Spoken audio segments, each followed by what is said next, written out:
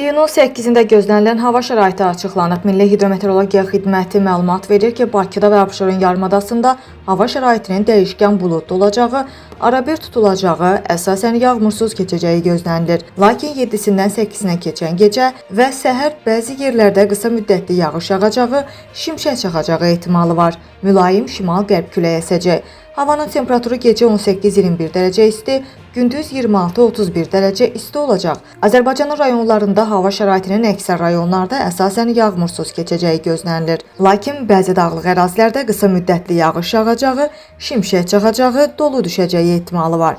Gecə və səhər bəzi dağlıq ərazilərdə zəif duman müşahidə olunacaq. Şərq küləyi əsəcək. Havanın temperaturu gecə 16-20 dərəcə isti, gündüz isə 28-33 dərəcə isti olacaq. Dağlarda isə gecə 5-10 dərəcə isti, gündüz isə 15-20 dərəcə isti olacaq.